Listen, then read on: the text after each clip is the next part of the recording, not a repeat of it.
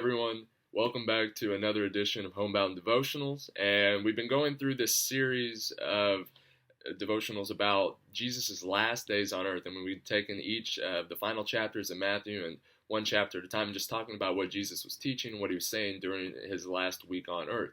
So yesterday, Andy taught out of chapter 24, and today we're going to be in chapter 25. But basically what I'm going to do, and I'm going to keep it pretty brief, is 25 talks a lot about, or builds on what was said in chapter 24. So we're going to look at that and kind of see what chapter 25 has to say about the end times as well. So before I get started, a little fun fact about me is I am a chronic overpacker. I always bring way more stuff than I need on trips that I go on. It doesn't matter how long the trip is or where I'm going to, I always bring more stuff than I need. And it's because these hypothetical situations run through my mind. And I think of things like, yeah, I need to bring 8 different t-shirts for a 2-day trip, because what if someone spills something on me or a bird poops on me? Or, yeah, I need to bring my entire underwear drawer, because what if I fall in a pond? These things are ridiculous, and there's a good chance that none of these things would ever happen. But these are the things I think about. And when it comes down to it, I don't think it's necessarily a bad thing, because I'm prepared. For any scenario, I'm prepared and I have the clothes that I need. And that's the phrase that I want to talk about today, is be prepared. And you guys, I know you've heard of it before. It's the Boy Scout motto, be prepared. You should always have something, be ready for every scenario. And Andy talked about it a little bit in the context of the last chapters of Matthew yesterday when it comes to the end times. And I'm going to recap by reading verses 42 through 44 again real fast. It says, "Therefore, keep watch, because you do not know on what day the Lord will come. But understand this, if the owner of the house had known what time of the night the thief was coming, he would have kept watch, and he would not let his house be broken into. So you also must be ready, because the Son of Man will come at any hour when you do not expect him." So that's saying no one knows when the second coming is going to happen. No one knows when Christ is coming back, but it's calling us to be ready for it. And in chapter 25, Jesus is going to talk to us about 3 different parables, and those parables illustrate 3 ways that we can prepare ourselves for the second coming. And I'm going to summarize the first 2 parables, and then I'm going to read the last one. But we're going to take these parables and look at what they have to say about how we can prepare. So the first one that we're going to talk about, and that's found in verses 1 through 13 of chapter 25, is the parable of the 10 bridesmaids, or the parable of the 10 virgins, depending on what translation you have. And summarizing it real quick, what's going on here is that there is a wedding getting ready to happen, and there are 10 bridesmaids, and they are waiting for the bridegroom to come.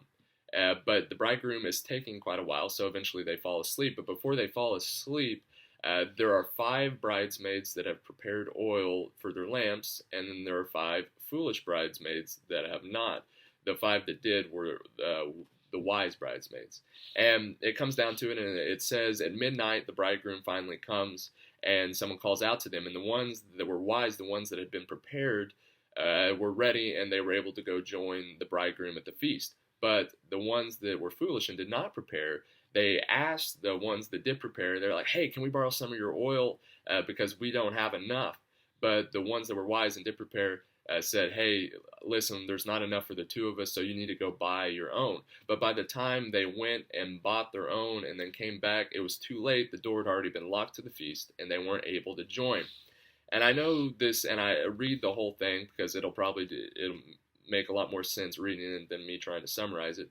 But it's kind of cryptic in itself. But let's work through it together. Jesus in this story is the bridegroom, or God is the bridegroom, and we are the bridesmaids. We are waiting, similar to how the bridesmaids were waiting on the bridegroom. We're the ones waiting for Christ to come back. So the wise ones, by preparing their oil, or similarly, we should be preparing by building our relationship with Christ and preparing spiritually. And the foolish ones are the ones that haven't been doing that, and they're relying on other people's relationships, and they're kind of mooching off of them to get them through. But that's not how that works. We have to make sure that our relationship with Christ is our own, and we have to be making sure and preparing spiritually to make sure that that relationship is strong and that we're constantly working to improve it. All right, so let's move on to the second parable. And this parable is called the parable of the loan money, or at least that's what my Bible calls it. And there are four characters in the story: the master, and then there's three servants. And what the master does is he's going away for a while, but before he does so, he gives the three servants three different amounts of money. He gives the first servant 5 bags of gold, the second servant 2 bags of gold, and then the last servant 1 bag of gold. And the servant that got the 5 bags of gold takes those 5 bags. He invested, and he was wise with his money, and he gets double his return, or double the return on his investment. And he ends up coming back to the master with 10 bags of gold. And the master was pleased with this. The master, he said, in verse 21, it says, "Well done, good and faithful servant. You have been faithful with a few things. I will put you in charge of many things. Come and share your master's happiness." And the same thing happens for the man, or the servant with the 2 bags of gold. He does the same thing. He doubles his investment and brings it back to the master, and the master is pleased. But then it comes to the last servant, and the last servant, instead of investing his money, he just goes and he buries it in a hole in a field. And when it comes time for the master, and the master calls him back to bring back his money, and he only has 1 bag, the master was displeased. He was unhappy with the servant. It says in verse 26, his master replied, "You wicked, lazy servants, so you knew what I harvest, where I have not sown, and gather where I have not scattered seed?